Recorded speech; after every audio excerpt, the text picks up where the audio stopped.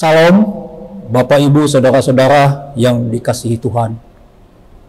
Pada hari ini kita kembali bertemu untuk merenungkan kebenaran firman Tuhan pada acara rehat yang kita lakukan pada hari ini. Sebelum kita mulai, mari kita berdoa. Bapa kami yang di surga, kami mengucap syukur atas segala kasih Tuhan. Kami bisa kembali merenungkan firman Tuhan pada hari ini. Kami mohon Tuhan, bimbingan Tuhan dan tuntunan Roh Kudus yang menolong kami, agar kami bisa memahami firman yang akan kami renungkan, yang menjadi pedoman dalam hidup kami. Kami mohon pimpinan Tuhan yang menyertai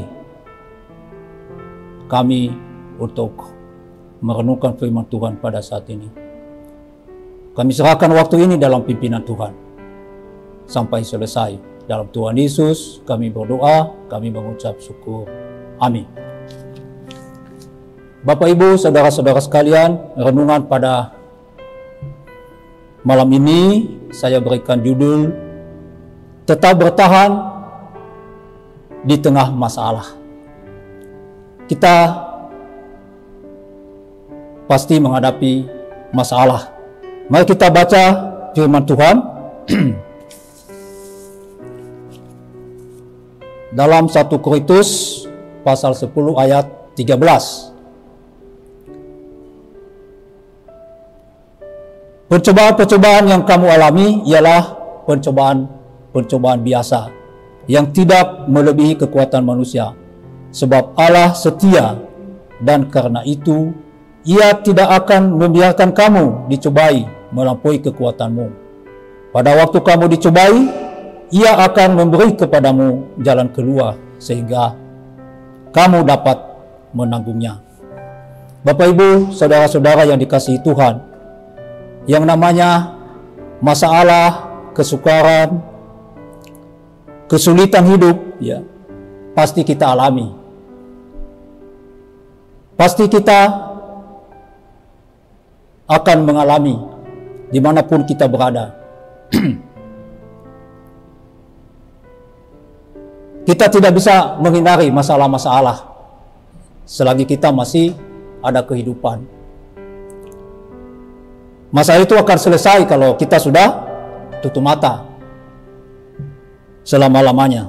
Tetapi kalau selagi kita masih ada di bumi ini, kita pasti akan menghadapi masalah. Tetap akan hadir di dalam kehidupan kita.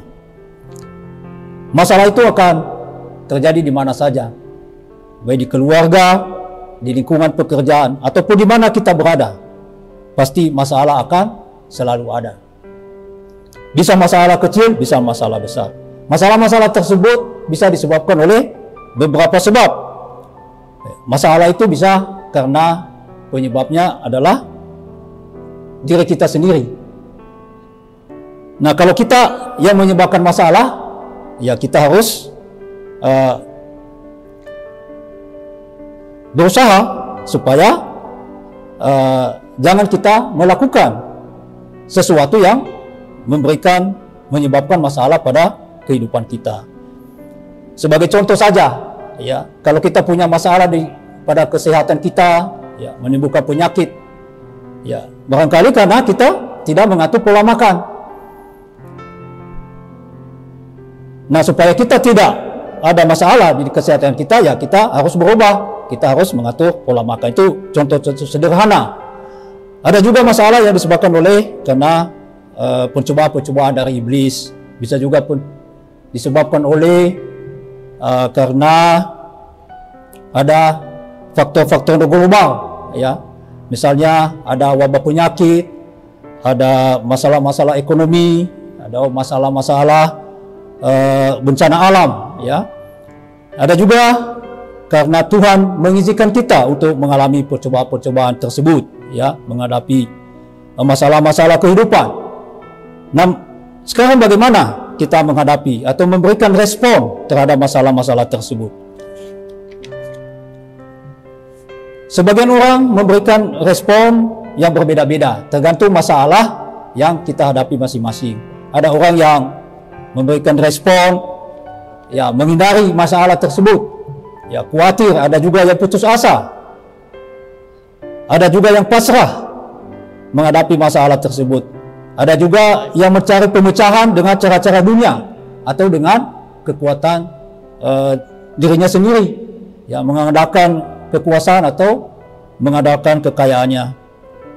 Dan sebagian juga orang menghadapi masalah dengan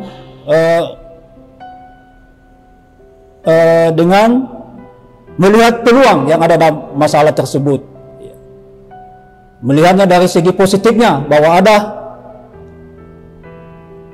kekuatan, ada kebaikan, ada kesuksesan, ya, ada kegunaan kalau kita menghadapi masalah tersebut. Nah, bagaimana sikap kita, ya, sebagai orang percaya, sebagai orang yang beriman kepada Tuhan, menghadapi masalah-masalah dalam kehidupan ini?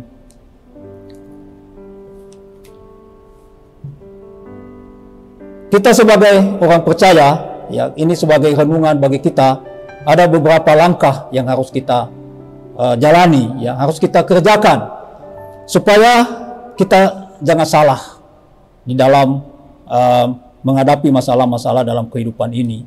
Apa kata Alkitab? Apa kata firman Tuhan?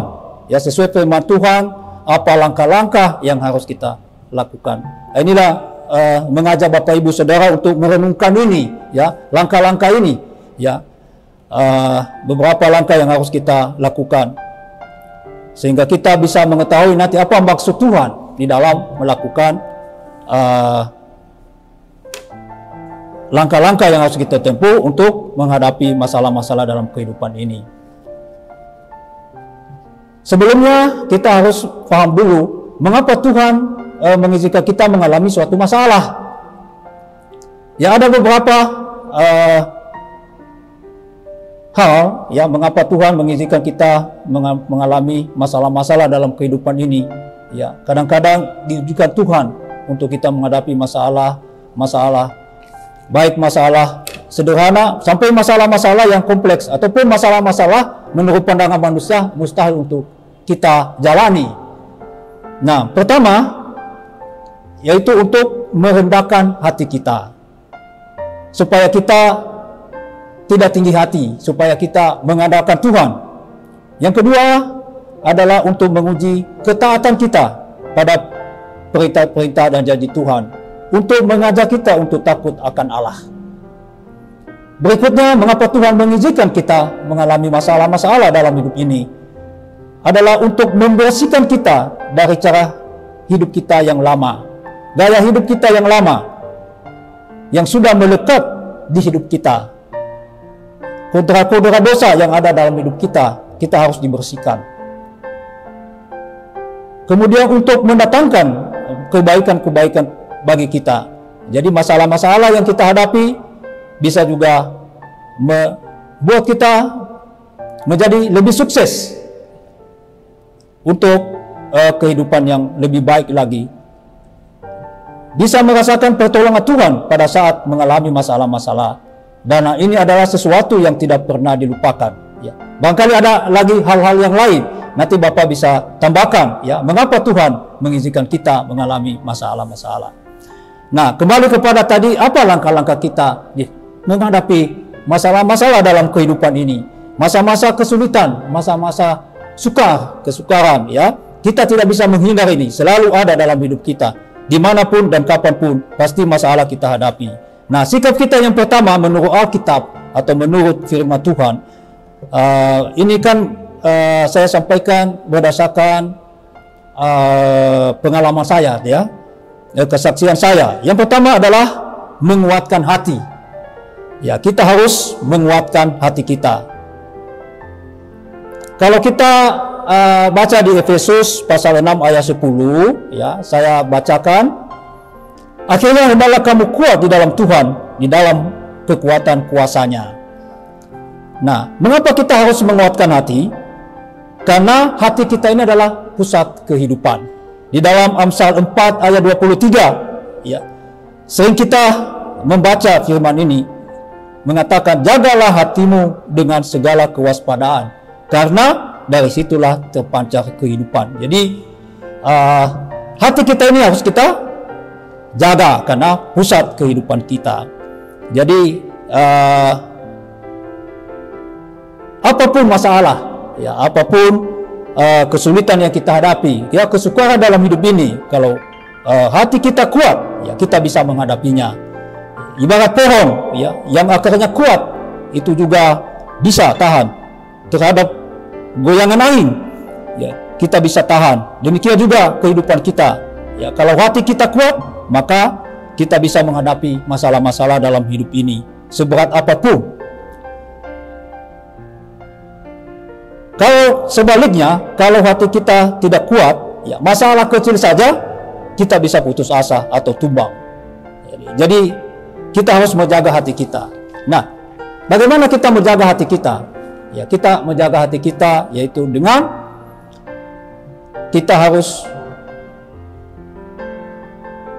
tekun untuk belajar, untuk mendengarkan, untuk merenungkan firman Tuhan dalam kehidupan kita. Jadi kuncinya di situ untuk menjaga hidup kita adalah dengan menjaganya dengan firman Tuhan.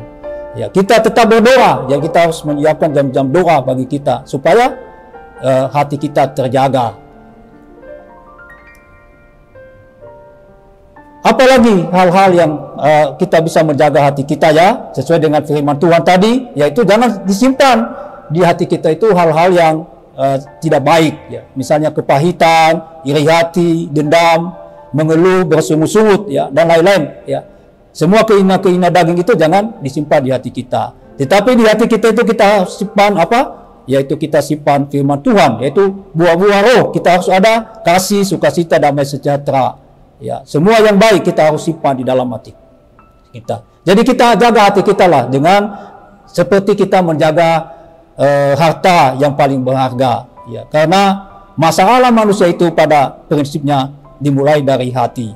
Jadi orang yang menjaga hatinya, ya bersih, ya cenderung orang tersebut sehat dan juga panjang umur, ya dia selalu bersukacita untuk memperoleh damai sejahtera bagi Tuhan. Ya ini sudah dibuktikan oleh beberapa tokoh Alkitab, ya salah satu contoh saja yaitu Raja Daud, ya dia selalu menguatkan hatinya di dalam menghadapi masalah-masalah dalam kehidupannya, ya berbagai kesukaran, kesulitan, ya Raja Daud, ya dan dia juga berhasil akhirnya menjadi raja yang terkenal, ya menjadi sukses dalam kehidupannya. Nah pertanyaannya sekarang, ya masalahnya apakah kita sudah menjaga hati kita? Nah, ini menjadi renungan bagi kita. Ini kan renungan hati sehat. Jadi sejauh mana kita koreksi, ya diri kita, Bapak Ibu, saudara-saudara, apakah kita sudah menjaga hati kita, sudah menguatkan hati kita? Ya kita renungkanlah, ya kita jaga masing-masing itu, karena kita punya masalah masing-masing, ya yang penting kita harus menjaga hati kita dengan firman Tuhan, dengan berdoa, kemudian siapkan hati kita untuk memuji, menyanyi, memuliakan Tuhan dimanapun kita berada. Yang kedua, langkah kedua adalah bagaimana agar kita bisa bertahan di tengah masalah, yaitu adalah memiliki pengharapan. Orang yang memiliki pengharapan, maka orang tersebut adalah orang yang selalu percaya bahwa sesulit apapun masalah yang dihadapi pasti ada jalan keluarnya. Jadi jadikan Tuhan itu pusat pengharapan kita, jadikan itu pusat kebahagiaan kita. Maka apa yang kita dapatkan, masalah apapun kita bisa hadapi. Ya kita semakin bersemangat, semakin optimis. Ya kita penuh sukacita, bisa berani menghadapi tantangan apapun, masalah apapun dalam kehidupan kita, karena kita punya pusat pengharapan, yaitu adalah Tuhan, ya adalah kepada Tuhan. Tapi masalahnya tadi, apakah kita sudah serius berpengharapan kepada Tuhan? Ya koreksi diri kita lah, evaluasi diri kita. Ya saya juga dalam proses, ya apakah saya sudah berpengharapan kepada Tuhan, menjadikan Tuhan adalah pusat kebahagiaan kita, pusat kekuatan kita, seperti yang dilakukan oleh Raja Daud. Ya, Raja Daud juga itu ini contoh, ya sebagai contoh bagaimana Raja Daud menjadikan Tuhan itu adalah pusat pengharapannya. Berapa tokoh lagi yang lain, ya itu yang menjadi teladan bagi kita.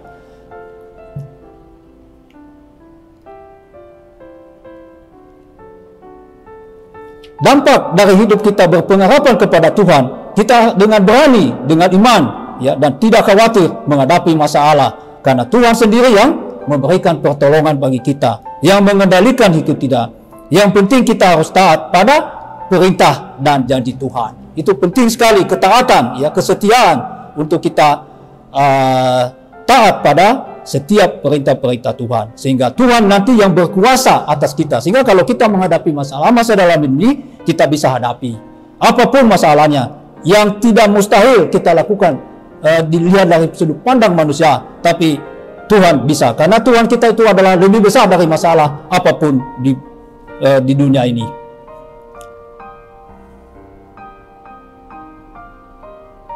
Langkah yang ketiga, ya, bagaimana kita bisa bertahan di tengah masalah, yaitu selalu percaya. Ya, iman kita harus kokoh, harus kuat. Ya, bagaimana kita percaya ini?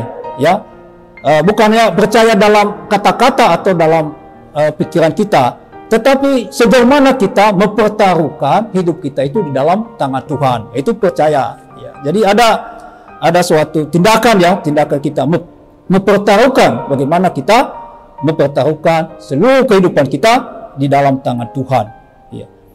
Sehingga kita nanti dengan kepercayaan yang kuat, ya, maka Tuhan akan memberi kita kekuatan untuk menghadapi masalah-masalah apapun yang kita hadapi. Langkah yang keempat yang harus kita lakukan adalah mengucap syukur dalam segala hal. Ya, ada di 1 Tesalonika 5 ayat 18, ya, mengucap syukur dalam segala hal, sebab itulah yang dikehendaki Allah di dalam Kristus Yesus. Jadi kita harus menjadi irama hidup kita sebagai orang percaya, sebagai orang yang beriman, yaitu selalu mengucap syukur kepada Tuhan. Sehingga kalau kita punya mengucap syukur yang tulus, yang benar-benar, ya, serius kepada Tuhan, itu akan memampukan kita untuk menerima keadaan yang sukar atau sesulit apapun atau masalah apapun dengan hati yang tetap bersukacita. Aku mengucap syukur atas masalah ini. Yang penting aku ada di dalam tangan Tuhan. Jadi apapun yang kita terima, kita hadapilah masalah ini. Harus berani, ya, kita harus berani menghadapi tantangan. Jangan lari dari masalah-masalah, tapi mengucap syukur kepada Tuhan. Tuhan akan bersama kita, ada di dalam tangan Tuhan tadi. Ya, kalau kita ikuti langkah-langkah yang sesuai dengan menurut Alkitab.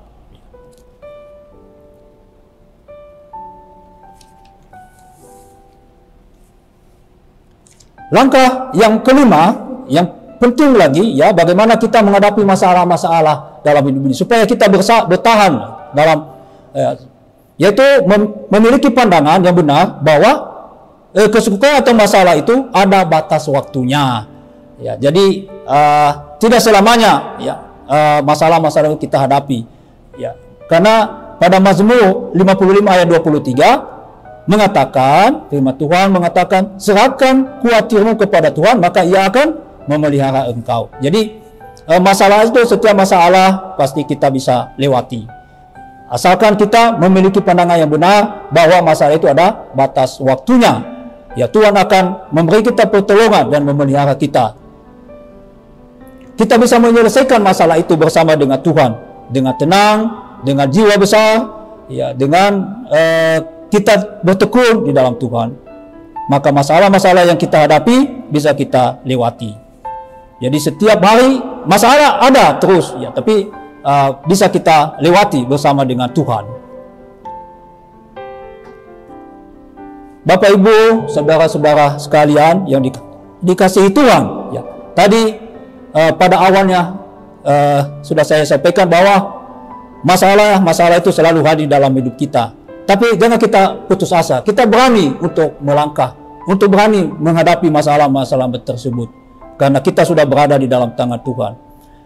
Dalam Matius pasal 14:28, Tuhan Yesus sendiri yang mengatakan firman ini, "Hai kamu yang letih lesu, berbeban berat, datanglah kepadaku, aku akan memberikan kelegaan padamu."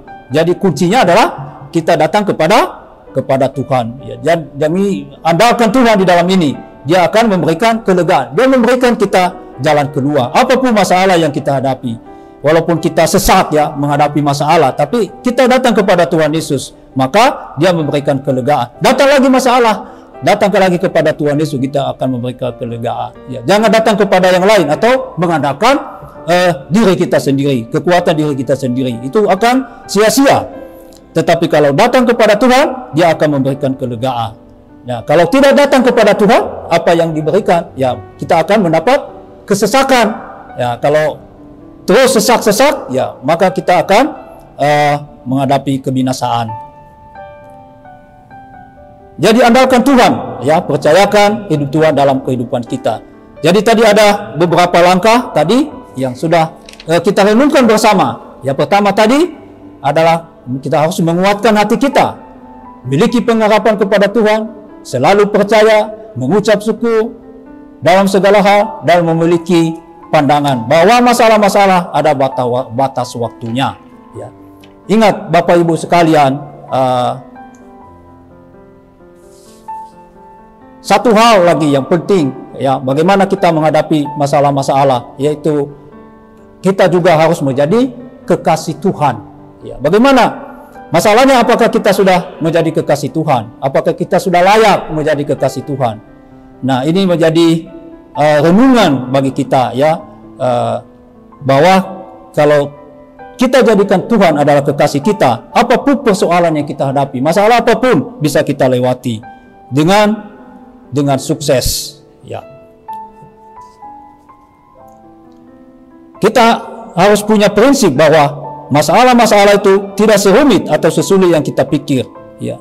Teladan hidup kita itu tadi yang paling penting adalah Tuhan Yesus. Menjadi teladan kita hidup. Bagaimana teladan yang Tuhan Yesus berikan kepada kita menghadapi masalah-masalah dalam kehidupannya.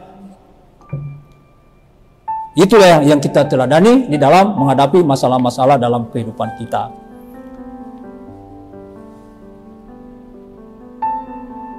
Nah, pertanyaannya sekarang, apakah kita sudah melakukan langkah-langkah ini? Ya, apakah sudah sejauh mana? Apakah hanya dalam kata-kata saja atau dalam pikiran kita? Ya, kita harus renungkan itu, ya, dalam renungan ini, dalam renungan sehat ini. Saya mengajak Bapak Ibu yang kebetulan mendengarkan renungan ini malam ini, pada hari ini, ya, ini jangan juga kita melupakan supaya kita terus memperbaiki hubungan kita dengan Tuhan. Ya, tinggalkan dosa. Ya, barangkali kita tidak melakukan dosa yang kejahatan-kejahatan yang melanggar moral, tetapi karakter-karakter dosa yang ada pada kita, yaitu yang sudah melekat dalam hidup kita. Ya, sederhananya iri hati, ya, jangan kita pelihara itu, kepahitan, ya, dendam, ya, tidak ada belas kasihan. Tapi karena masalah-masalah dosa ini nanti yang menghalangi kita mendapat pertolongan dari Tuhan. Di dalam Yesaya 59 ayat 2, ya, nanti Bapak Ibu baca, ya, Yesaya 59 ayat 2 ini, ya, karena dosa yang kita lakukan, ya, yang tidak benar, ya, kejahatan-kejahatan yang kita lakukan yang memutuskan hubungan kita dengan Tuhan. Ya, jadi relasi kita dengan Tuhan itu terganggu. Jadi di situ dikatakan bahwa firman Tuhan mengatakan bahwa dosa itu nanti kita tidak mendapat pertolongan dari Tuhan. Tuhan menjauh dari kita. Jadi kita harus terus memperbaiki hidup kita supaya semakin berkenan kepada Tuhan, semakin tidak bercacat, tidak bercela. Itu kuncinya dulu, supaya kita bisa Tuhan menolong kita dalam menghadapi segala masalah-masalah dalam kehidupan kita. Yang terakhir, Bapak Ibu, saudara-saudara sekalian, harus ingat juga kita harus punya satu yang namanya kecerdasan menghadapi masalah. Ini ada kan beberapa jenis kecerdasan, ya. Ada kecerdasan intelektual, kecerdasan spiritual, emosional, kecerdasan dalam mengelola keuangan. Dan satu hal yang penting itu kecerdasan menghadapi masalah. Nah, kita lihat dari sudut pandang Alkitab, dalam sudut pandang firman Tuhan, ya, kecerdasan menghadapi masalah harus kita miliki, ya. Syaratnya, kuncinya, bagaimana kita bisa mempunyai kecerdasan menghadapi masalah, yaitu kita harus hidup suci di hadapan Tuhan. Jadi kalau kita belum hidup suci, ya kita berproses terus supaya kita tetap berkenan kepada Tuhan, menjadi kekasih Tuhan, sehingga kita nanti memperoleh hikmat, kecerdasan menghadapi masalah-masalah. Ya, apapun masalah yang kita hadapi, ya Tuhan akan menolong kita. Ya, ini ada beberapa contoh ya, tokoh-tokoh Alkitab ya yang sudah melakukan ini. Ya, tadi saya telah menyampaikan, yaitu Raja Daud berhasil menjadi seorang pemimpin Israel. Dan biasanya orang yang sering menghadapi masalah-masalah dan bisa melewatinya, bisa mengatasi masalah-masalah tersebut, sudah teruji. Ya, sudah teruji, orang itu nanti ya, atau kita atau siapa saja itu kalau menghadapi masalah-masalah lagi, dia sudah terbiasa untuk mengatasi masalah-masalah tersebut. Apalagi kita orang percaya, ya orang beriman, ya kita akan ditolong oleh Tuhan. Sehingga kalau kita dipercayakan menjadi seorang pemimpin, ya pemimpin besar, ya atau pemimpin di mana-mana saja, ya kita bisa dengan sukses melakukannya. Mengapa? Karena masalah-masalah yang sudah dihadapi itu kita bisa atasi. Kita punya kecerdasan karena Tuhan sudah membekali kita. Jadi ikuti langkah-langkah tadi yang sudah kita ini. Jadi renungkan itu. Hanya masalahnya, apakah kita sudah layak, bagaimana kita sudah benar, ya sudah memastikan bahwa kita sudah dalam kebenaran firman Tuhan. Hidup kita sudah sejauh mana, ya kita harus renungkan supaya kita beroleh pertolongan Tuhan di dalam menghadapi setiap masalah-masalah dalam kehidupan kita. Bapak Ibu, saudara-saudara sekalian yang dikasihi oleh Tuhan, inilah renungan singkat kita pada hari ini. Ya, saya mengajak untuk merenungkan ini lagi ya di dalam hidup kita, agar semua masalah-masalah yang menghadapi hidup kita setiap saat, ya, setiap hari, ya kita bisa hadapi bersama dengan Tuhan. Terima kasih. Tuhan Yesus memberkati. Mari kita berdoa. Bapa kami yang di surga, terima kasih Bapa, kami telah merenungkan firman Tuhan. Bapa, kami mohon pimpinan Tuhan, tuntunan Roh Kudus yang menyertai kami, agar firman yang kami telah baca, kami telah renungkan, langkah-langkah apa yang kami hadapi sesuai dengan firman-Mu. Bapa, menolong kami, Roh Kudus, agar kami bisa melakukannya dalam seluruh kehidupan kami, sehingga hidup kami berhasil menjadi teladan, menjadi berkat bagi banyak orang. Terima kasih Bapa atas tuntunan dan penyertaan Tuhan. Dalam Tuhan Yesus kami berdoa, kami mengucap syukur. Amin. Tuhan Yesus memberkati. Seperti rusa yang haus, rindu aliran sungaimu.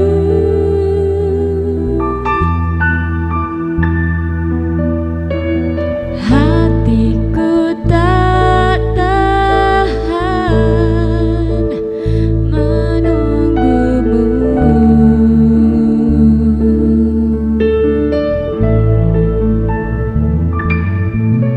Bagai tanah gersang menanti datangnya hujan,